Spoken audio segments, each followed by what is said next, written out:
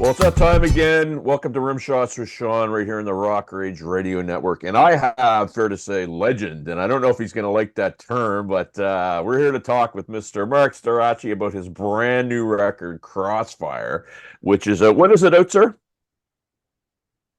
What the title means, you mean? No, when is it being released? Oh, sorry. Oh,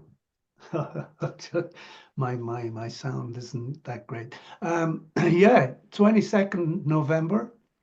And I'm really pleased about that. It took a long time to finish, mainly because our producer Tommy Henriksen was always on the road with Alice Cooper and the Hollywood Vampires and working on his own Crossbone Scully band new album thing coming out on the same date actually, 22nd November. Yeah, so yeah, I'm happy that it's coming out at last. Yeah. Well, now, didn't you just school everybody there? Because a lot of people are afraid to promote somebody else's product on the same day that it's coming out. And you just gave a shout out to him on something that's coming out the same day as you. So, Oh, yeah, yeah, buy both. well done, sir. Well done. So, talk to me about this because just before we started, you said there's the studio band. You've done some live shows. When the album comes out, there's going to be a live kind of version with it. Just to explain that a little bit, Mark. Yeah, well, I started out during COVID in the lockdown with work. We were working with masks and everything, and this keeping distances, working on the first album, Live and Let Live. And of course, it was easier and more safe to use studio musicians. They were there, and they're all really good. And so we finished that album and started doing a few gigs. They were like streaming gigs, for the Balwa session, which is like an international streaming thing, world known, which was good for us, good exposure. And later on, I decided, well, we were out of lockdown and COVID and everything. Everyone started to forget how what we went through, how many people lost their jobs and everything. And, and suddenly there was a rush. And and I decided then to go for a different kind of band, a little harden it up a bit, and go back to a more of a hard rock sound, still playing the same songs Mm-hmm. from this album, Live and Let Live. And so we recorded a lot of that stuff, and the specialities or the highlights were like when we special guests with Kiss and with Alice Cooper and the Scorpions, and when we headlined, so we kept recordings of all those. And our drummer, and he's not just the drummer, he does 100 other things, and he's technically very, good. And our sound engineer, Dario, they kind of got all these recordings together, and Patrick worked on the editing and stuff. And yeah, so it was in the end a nice bunch of live songs that we would have loved to release immediately. But then I signed with Frontiers, which I'm real happy about. They're doing a great job, and yeah, and so they accepted to even sign this album, which was released actually on my manager's label because no major act was going to sign a new act. Even though I'm the singer of Krokus, and still Sorachi is like a new act to them during COVID. I mean, everything's going down the drain. Hey, I got a new record. you know, so they and they even accepted to release a live album, a free bonus disc to go with Live and Let Live with the first album. And I'm really pleased about that because we did some great gigs and it's like they're recorded for posterity forever. And it really shows what the band is made of live. And so I'm looking forward to that. But first, obviously, this is going to come out in November. Yes, And, sir. and Live and Let Live will follow sometime in December. We'll let you know. Um, so things are picking up. I'm getting busy. Well, We, that's good. it's great. Yeah, yeah. I'm really happy about that. Hmm. Um, I'm glad you gave a shout out to a drummer because I'm a drummer too, and we're always picking up the scraps, it seems. So thank you for that, sir. Um, Yeah, yeah. I Patrick want is a busy oh, guy. sorry. Well, and that's I love what you're talking about with the whole, all the different people that you're working with, and um, because a lot of people don't understand, and you mentioned something really interesting. I mean, people might think, oh, I'm Mark from Krokus, the doors are going to open, things are going to happen. But you sometimes, the stature that you're at, you have to go back and knock on doors and use your networks and pitch things, and it's similar to what you might go through when you first started. Well, yeah, actually, it's not something to take for granted. And I mean, look at Mick Jagger. It's Yeah, a great, a big example. He never sells that much as the Rolling Stones. So that's something I accept because I enjoy doing what I do. And besides, Crocus is only out for maybe 10 festivals a year, and then the rest of the time is for me. So what am I gonna do? Like sit in front of a TV, drinking beer, twiddling the fingers, getting on my wife's nerves. No, no. And that during lockdown, I mean, there was no more Crocus. There was just no more music business, no nothing.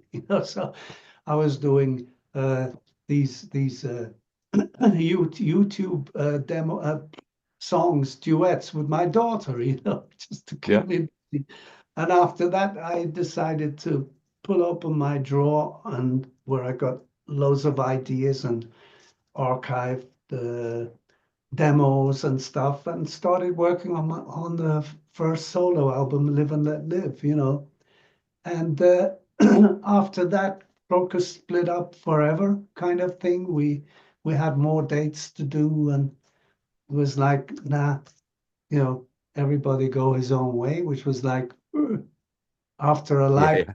a lifetime's work, it's like uh, so I really started putting my energy into my own Storace thing, and here we are with a second album coming out and all those gigs behind us and nice experiences and looking into the future.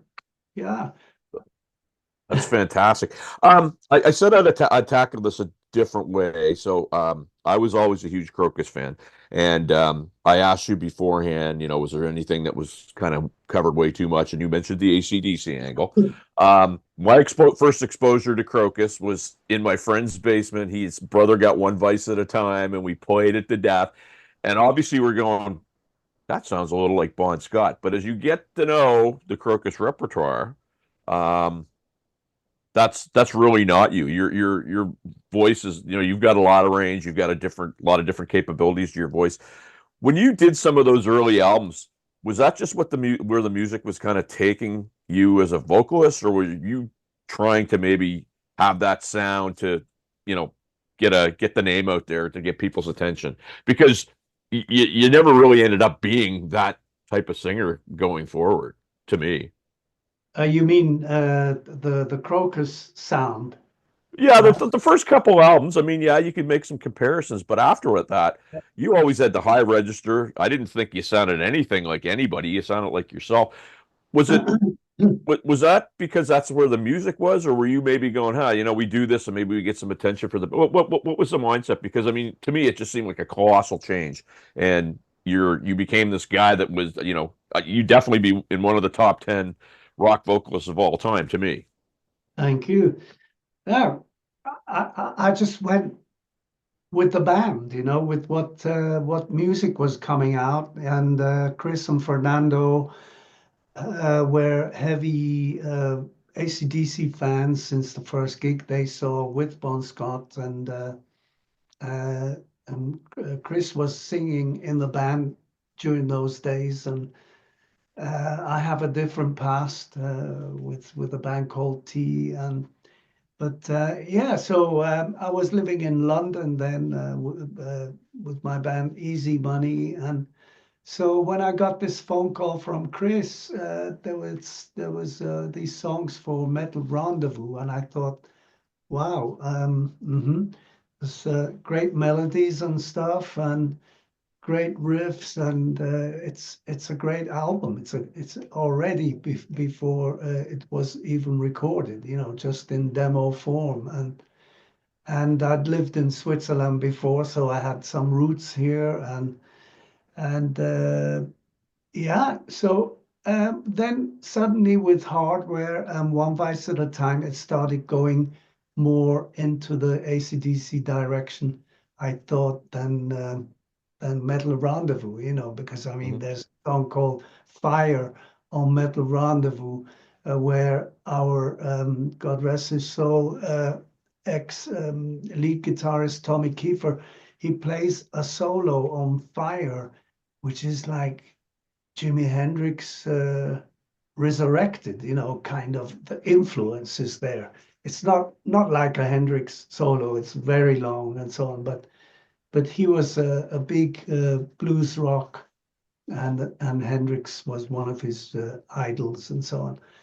And songs like Tokyo Nights, it's got a reggae feel to it, and we still play these songs today, so no way were we trying to imitate AC/DC. It was just, AC/DC were here, we were here, and those guys just wrote songs which came from the heart, and so and I would say, the Krokus repertoire in general has loads of songs that AC/DC wouldn't touch, compose, or whatever. I mean, the best-selling ballad we have, "Screaming in the Night." I mean, that's huh? AC/DC? No, no, Yeah. sir. Yep. And okay, "Long Stick Goes Boom." It's one journalist said it right. He said that's a song AC/DC never wrote. It's Hmm. like should have written, and it's got that Back in Black, bombastic, really big feel to it, and I still love it. It's one of my favorites still today. Um, but yeah, as I said, I went with the flow, and I brought my ideas in as well, and you know, and so we just kept on one record after the other, and hey, we're still here today. Can you believe that? After all those years, Absolutely. and Absolutely. I'm no drug addict, and nobody else is in the band, and so that's great, and next to this, I have my own thing happening, which I never did before. I started at the age of 70. It's like 70 starting out solo. Yeah, but that was thanks to COVID. Yeah. I appreciate your answer because I my podcast is a COVID project. Like, I'm a musician. I couldn't play, and I started doing this. So I'm not a trained journalist, but you know, that question about AC/DC to me has been done to death. And my whole thing about it is if you actually listen to your catalog, you're bang on. They kind of pigeonholed you very early, and that's not who you are as a vocalist. And I wanted to point that out, and I really appreciate the answer that you gave because we're on the same page. No, that's the way it is. I mean, it's definitely there's a couple of songs that are on those lines, and when you write, uh, boogie rock kind of, blues-based hard rock, then that's where it takes you automatically. And if then you put a voice like mine on top of it, which has similarities to Bon Scott, which took me a while to accept because I didn't hear that. My voice sounds different to myself than it does to you, probably. And that's Oh, how absolutely. my first recording. I thought that's not me. For sure. It's like hearing your talking voice. I want to bring something up quickly because before we started, I told you I'm in Halifax, Nova Scotia, and there was an iconic concert here in 1985. It Yeah, was a triple bill. You may remember it. I wouldn't expect you to remember the show because it's like being in a band and playing a wedding. That's just one gig to you, but it was Accept, Krokus, and Rough Cut all on the same bill here in Halifax. Do you remember that tour? Accept, Crocus, and Rough Cut. Yeah, I remember the tour, not in detail, but Yep. we were on the Blitz tour, and That was so just so you know, that was we don't get a lot of music here, or typically like, a lot of heavy music. And we had Iron Maiden here once and some yeah, other thing. That concert hit, and that was the talk of the town for a good year and a half. And if you weren't at that show, basically you were chastised and you weren't a music fan. That's the truth. That's straight up. thank you. It was great. It was great. And Accept had the big hit, Balls to the Wall. Hmm. I can't remember what Rough Cut's main song was, but yeah, but we had all a good catalog behind us already with the songs from Headhunter, the song Headhunter itself and Long Stick Goes Boom and Screaming in the Night and the new stuff from the Blitz album, Now Out of Control and especially Midnight Maniac. Hmm. So we were doing well. We carried on headlining through most of the year, and yeah, so it was like when we were still up there. It was before change of address and when all the grunge started coming Right. in and taking, you know, taking our places. But anyway, yeah. No, for sure. The I know you're busy, so I just get two more quick questions. So the voice. I mean, everybody that when I bring your name up, they always talk about again the voice and stuff. As the years have gone on, have you found you have to do things like some people are now talking about tuning down and playing songs slower to help the singer's voice. Anything like that you have to do from a maintenance perspective, or you just go out there and rip it like you always have? Oh yeah, that's normal. I mean, you get older and you start to lose that high pitch, and so I have to tune down. That's true. But the main thing is when we tune down, the song sounds even heavier. Right. The band sounds whoa, you know. So I mean, Long Stick Goes Boom, it's really high. Even from this album, Live and Let Live, the first opener, it's also high. You know, so Yeah. it's the thing is, then when you're doing a live gig, you're not just doing one song. You're doing 1.5 hours of heavy duty punishment to your vocal cords if you don't watch out. I I can go about it, where I don't get hoarse. 1.5 to 2 hours, I'm doing fine. But I still watch out, and it just feels more comfortable, and you want to be more comfortable when you're doing a whole gig, and why take the risk, if you push it too much in the beginning, you might not last for the last songs, to because that's when the climax usually comes, and you have to give a little bit more energy than in the middle of a set, you know. So um, by hook or by crook, you know, we get there, and the fans don't even notice. I've never heard anybody complain. And even if I change the melodies around sometimes, and uh, it's it's just a matter of if the music sounds good and the spirit is right and you're having a great time on stage, that's going to come over, it's going to come across, and that's more important than going into technical details and musical perfection and all that, you know, stuff, which is very 100%. very important in the studio, obviously, because there you're gonna nail it. You gotta nail it, and it's there forever. But live, you know, I mean, listen to Led Zeppelin, you know, my biggest idols. So many mistakes and so many things are played different, you know, than they are on the studio album. But I got a kick out of that myself. I used to think, wow, okay, sounds good. It's different, but it sounds good still, you know. And Absolutely. and that's the main thing. Well, that's the problem now with music today. I'm going to guess you would agree is that the quest for perfection and everything kind of bleeds over to live performance, and that's why you see some of the stuff. And there's too many of these things out there, Mark, where Oh, so some many, yeah, right where you might have something posted from a show before it's even done. You know what I mean? yeah. Um, so and All secrets, yeah, yeah. We can't wait.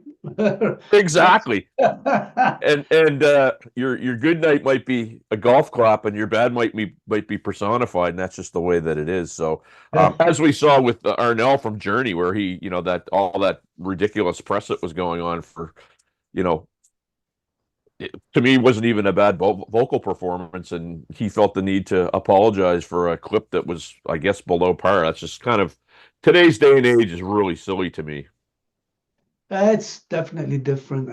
The 80s for me were the golden years. You know, we had the biggest record company advances, you know, financial advances, so you could create a good album and work with a good producer in a good studio, and you know, go on tour. You'd have tour support, and you know, but things have changed so much, you know, and got all the digital stuff, and nobody knows if you don't know if you're getting paid right, you know, all the digital stuff out there, and you know, before it was like more straightforward, you know.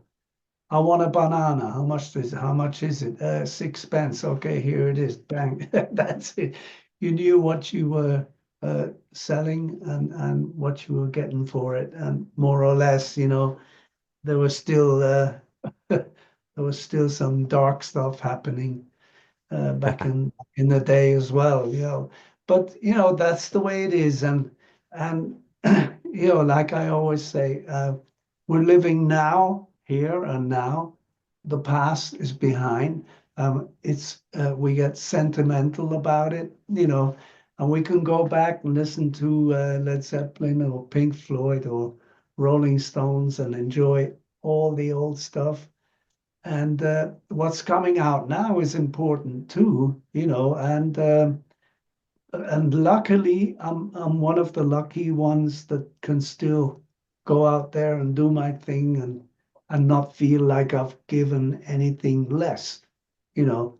Uh, in fact, you know, creating a new album at the age of 73, uh, you know, it's like for me, I never thought I never thought I'd get that far. Yeah. But it's great to be still doing it and enjoying it, and the band is great. You know, we've got you know, Patrick Abbey, our drummer. He's ex Krokus from the Rock the Block days, you know, and so is Dominic Fave. You know, he's the rhythm guitar player. They're both from the French part of Switzerland, you know. And Emmy Meyer, she is one hell of a bass player, and she looks also real cool on stage. And so, you know, these people have that charisma, and it's good make good to be around on stage, And I knew Emmy since years. We played in different projects. One of them was this traveling circus tent, and it was called Rock Circus, and we had this repertoire of covers, and I had a couple of Krokus songs I did, and it was nice to do. We enjoyed. We had a good time, and so when it came to my solo thing, I asked her if she'd like to, join the bandwagon. And lately, we changed guitar players because Turi, the guy who you're gonna hear playing on the live Live and Let Live bonus disc, he left for personal reasons, and instead I went all the way back, decades way back, to the very first guitar player who played in my first Marc Storace band, and his name is Serge Christian, Christian, Kristen, actually, and he's great. He's a shredder. He can play anything, so many styles, and he's good on stage. It's really nice to watch him perform. And so I'm happy with the band, and we've got these last couple of gigs coming up before the last one in December, which is already sold out near Bern. Nice. Yeah, that's nice. Yeah. So we'll be having a couple of guests there up on two. That's Swiss German. So sometimes we invite guests, just to spicing up the evening. So I hope that Tommy Henriksen will join us again this time on rhythm guitar and vocals. If he's not on the road with Alice Cooper or Hollywood Vampires, I'm not on the road this year, but maybe Crossbone Scully, and a couple of other guests will be invited in the meantime. And I'm looking forward to closing this year with some rock and roll. Awesome. Well, I want to thank you so much, Mark, for doing this. It's truly been an honor for me because I've really, when I say, and I hopefully didn't come across as a fan. I don't like to do that, but I totally appreciate you. I totally appreciate what you've done. I mean, you Thank Crocus you. got me through high school, man. You know what I'm saying? So, and best of luck with Crossfire. Look forward to seeing that come out, and all the best for the rest of the year.